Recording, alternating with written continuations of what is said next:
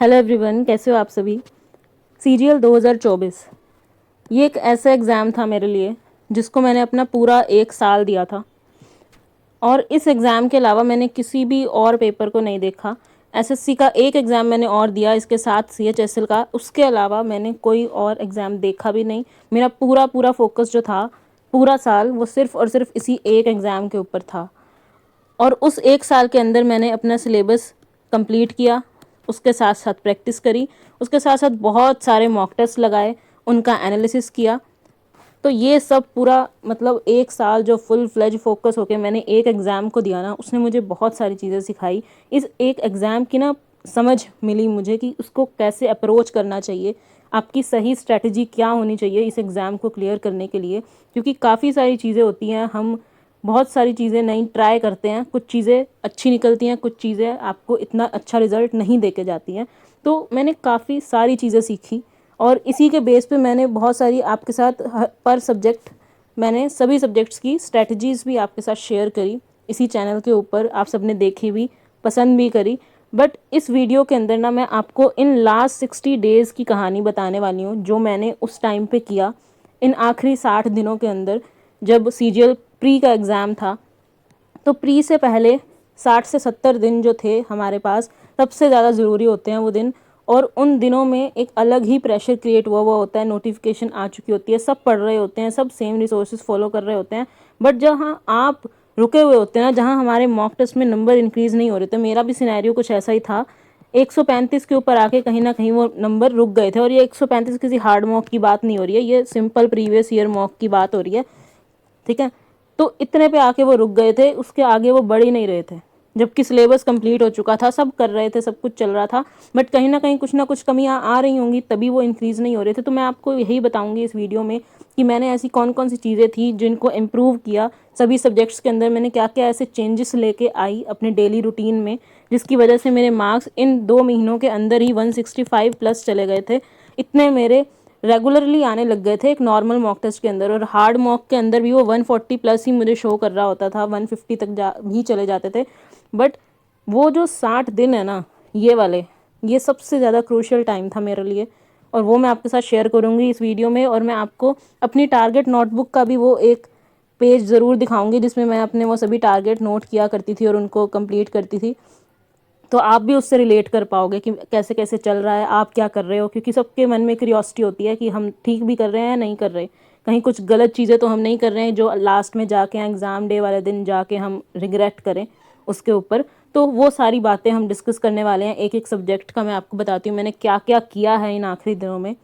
सबसे पहली बात, मेरा सिलेबस कंप्लीट हो चुका था इन 60 दिन से पहले।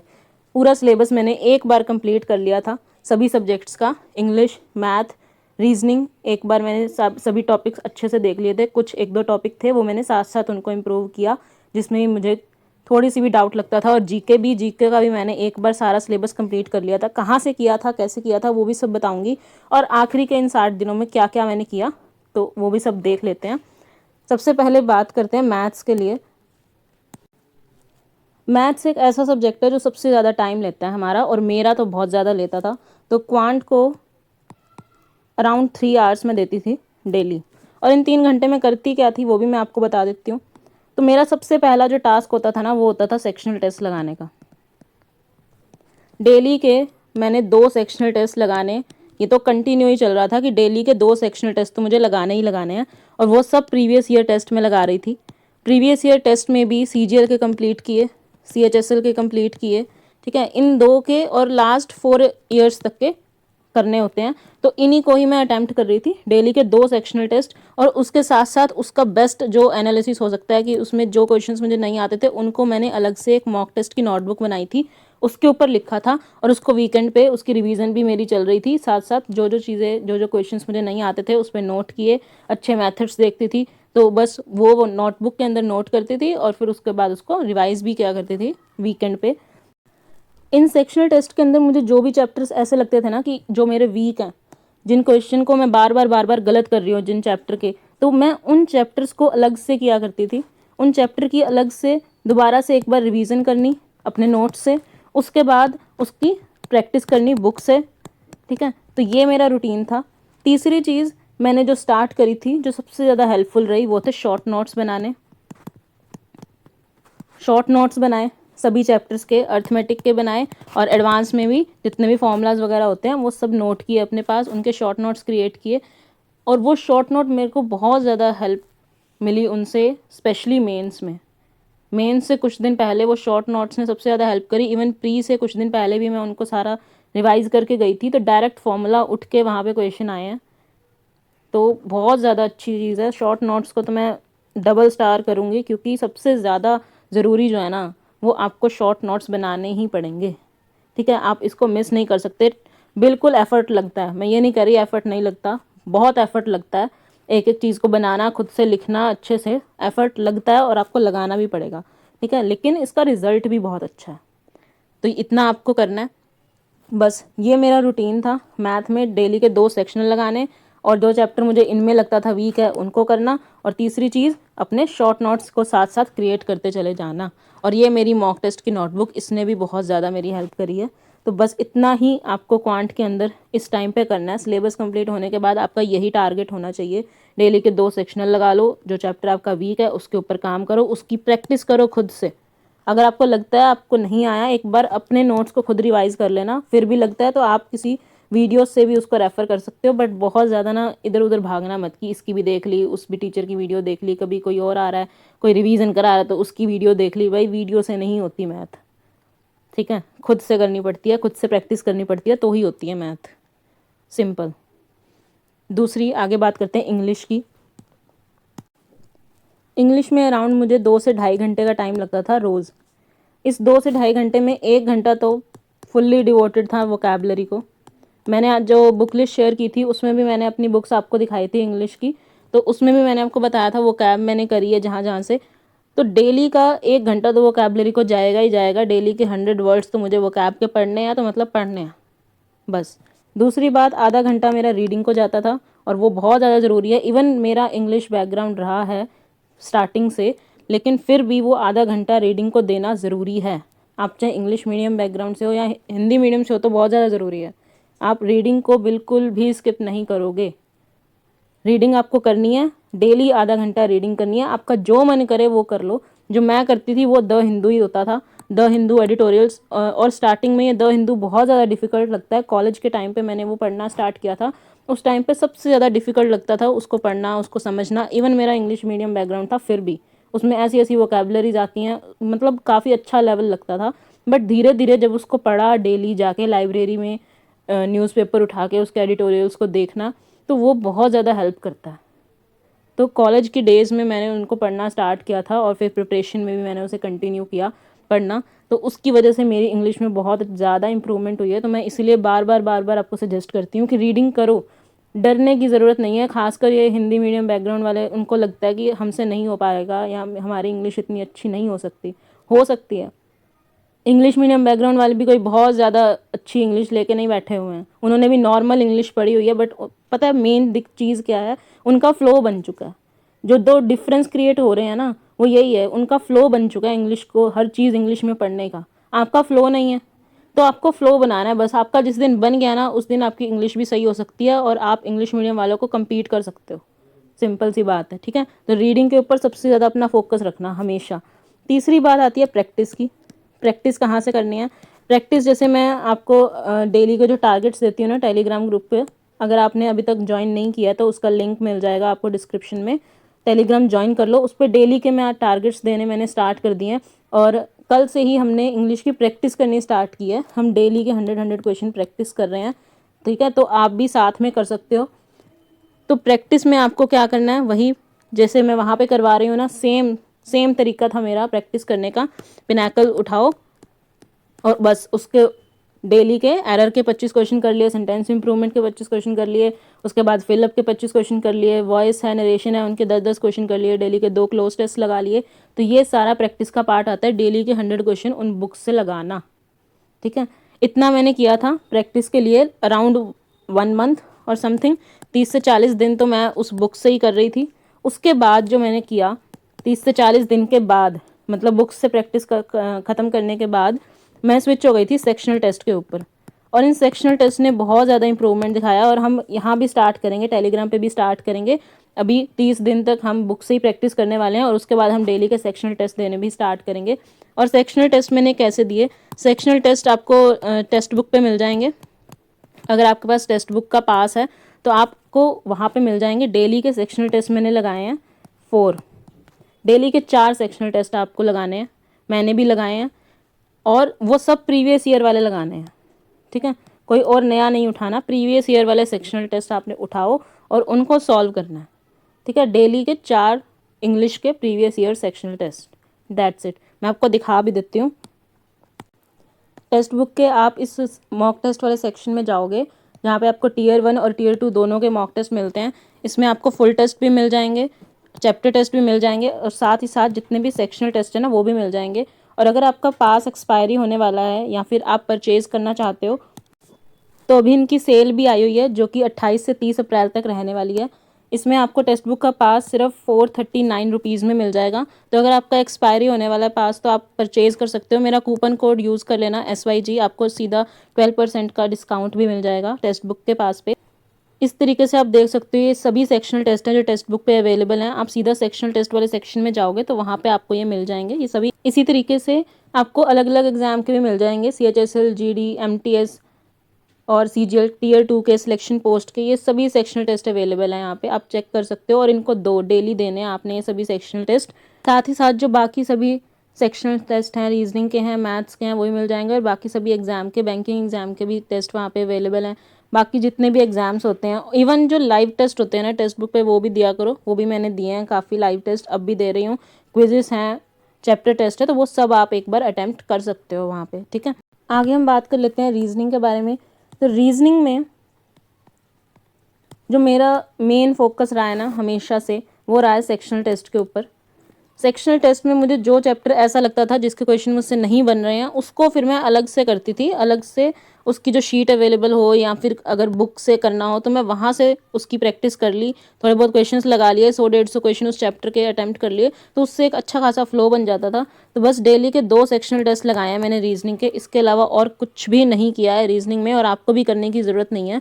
बस आपको ये कंटिन्यूटी बनानी पड़ेगी। अगर आपने कंटिन्यूटी बना ली ना तो बस हो जाएगी रीजनिंग। और मेरे 50 आउट ऑफ 50 मार्क्स रहे हैं हमेशा, CHSL में भी और CGL में भी 50 आउट ऑफ 50 स्कोर रहा है।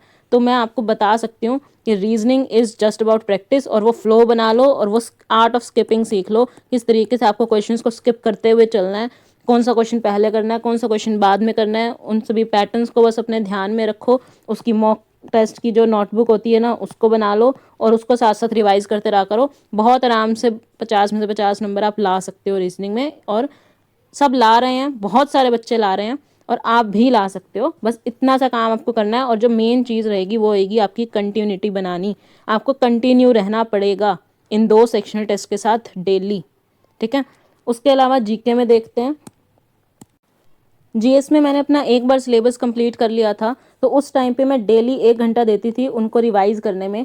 टॉपिक वाइज मेरी रिवीजन चल रही थी सभी चैप्टर्स की, एक एक करके डेली के 2 चैप्टर कर लिए, कभी कभी अगर छोटे हैं तो 3 चैप्टर्स कर लिए। तो इस तरीके से डेली का 1 घंटा तो मेरा टॉपिक वाइज जाता था कि हाँ वो टॉपिक वाइज मुझे करने ही करने हैं।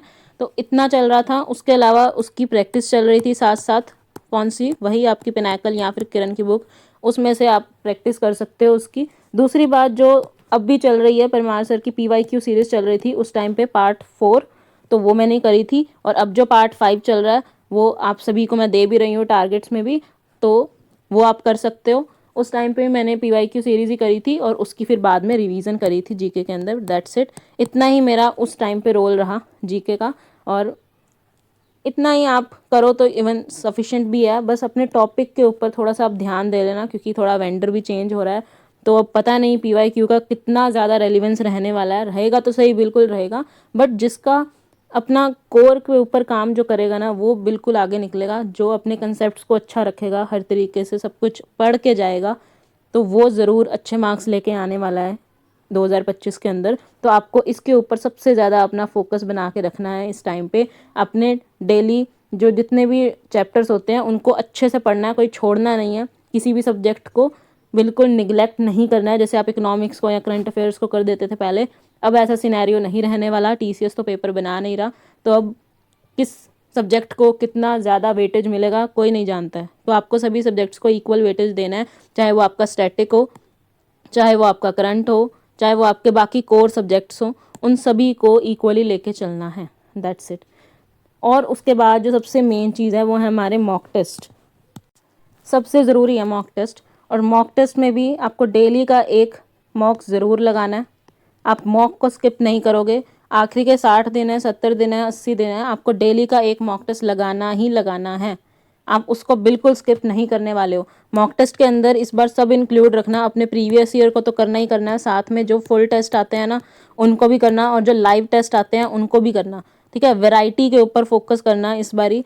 जितने आप वैरायटी मॉक्स लगा सको उनको अटेम्प्ट करना। प्रीवियस ईयर, फुल टेस्ट और लाइव टेस्ट जितने आते हैं कोशिश किया करो कि आप वो सब अटेम्प्ट कर लो और उसका अच्छे से एनालिसिस कर लो।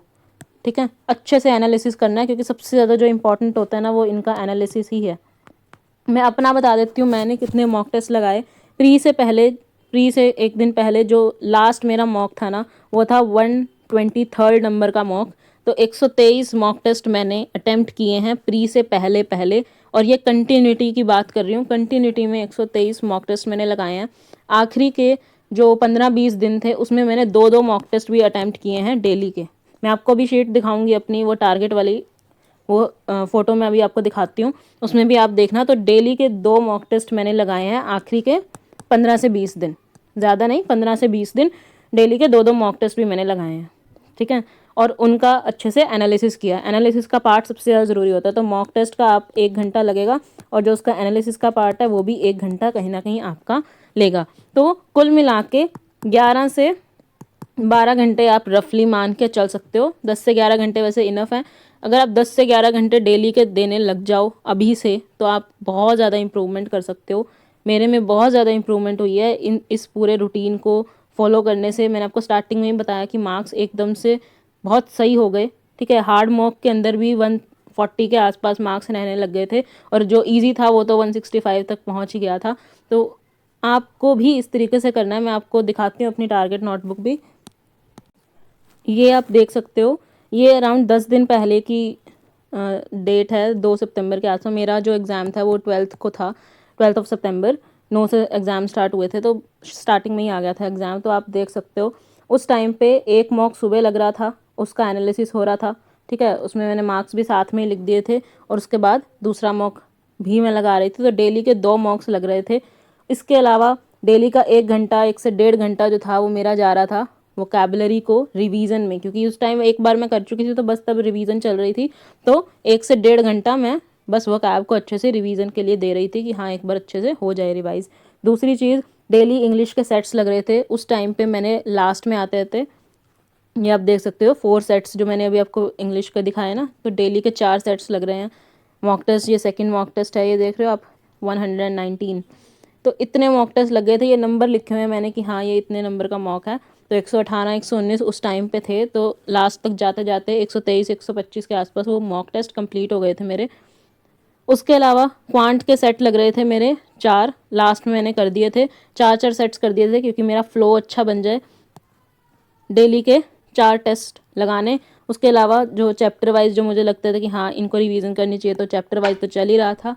ठीक है, और साथ में चल रही थी रिवीजन जीके की, देख सकते हो। और दूसरी चीज़, पीवाईक्यू सीरीज़ कंप्लीट हो गई थी, तो पीवाईक्यू सीरीज़ की भी साथ साथ रिवीजन चल रही थी। तो ऐसा कुछ मेरा पूरा सिनेरियो रहा है पेपर से पहले। तो आप भी इस तरीके से फॉलो करो। ठीक है, मैं जेन्युइनली बता रही हूँ, ये मतलब रियल है, ये कोई बाद में लिखा हुआ है कुछ ऐसा नहीं है। उस टाइम की ही कॉपी की मैंने एक जस्ट फ़ोटो ली और मैंने आपको दिखा दिया कि देखो ऐसा ऐसा सिनेरियो था उस टाइम पे, बस।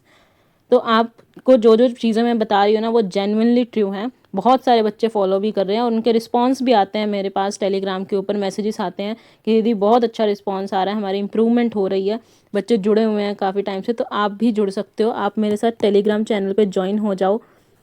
लिंक दिया हुआ है मैंने डिस्क्रिप्शन बॉक्स के अंदर, तो आप वहाँ से ज्वाइन कर लो। और वहाँ पे डेली जो टारगेट्स चल रहे हैं ना उनको एक बार फॉलो करना स्टार्ट करो, डे 1 से फॉलो करना स्टार्ट करना। ठीक है, और अगर आप प्रैक्टिस स्टार्ट करना चाहते हो ना इंग्लिश की, एक बार कर चुके हो सिलेबस और प्रैक्टिस स्टार्ट करना चाहते हो, तो हमने अभी अभी कल ही हमने प्रैक्टिस की जो है ना सीरीज़ वो स्टार्ट की है इंग्लिश के अंदर, और हम डेली के 100 क्वेश्चन प्रैक्टिस कर रहे हैं, और साथ में वोकैब भी करवा रही हूँ मैं वहाँ पे, डेली की 100 वोकैब करवा रही हूँ। सिनोनिम्स हमने स्टार्ट किए हैं, ठीक है। तो आप वहाँ पे ज्वाइन हो सकते हो टेलीग्राम ग्रुप के ऊपर। सेम हम क्वांट में भी कर रहे हैं, क्वांट की भी प्रैक्टिस स्टार्ट होने वाली है, सिलेबस कंटिन्यू है, और जो रिपीटर्स हैं उनकी प्रैक्टिस मैं करवा रही हूँ, साथ ही साथ मैथ की, ठीक है। तो आप वहाँ पे ज्वाइन हो जाओ। अगर नए हो चैनल पे तो सब्सक्राइब ज़रूर कर लेना चैनल को, क्योंकि मैं सारी चीज़ें जो जो हैं वो आपके साथ शेयर करती रहती हूँ। और भी काफ़ी सारी चीज़ें हैं जो मैंने नोट की हुई हैं और मुझे आपको बतानी है, तो मैं ऐसी वीडियोस आती रहेंगी आगे भी। तो चैनल को सब्सक्राइब ज़रूर कर लेना, अपने सभी दोस्तों के साथ वीडियो को शेयर कर देना, और अच्छे से पढ़ते रहो। कोई भी डाउट हो तो कमेंट सेक्शन में मुझे बता सकते हो, बिल्कुल टेलीग्राम पे मुझे मैसेज कर सकते हो, आपको रिप्लाई वहाँ पे भी मिल जाएगा। So all the best for your preparation. Thank you so much.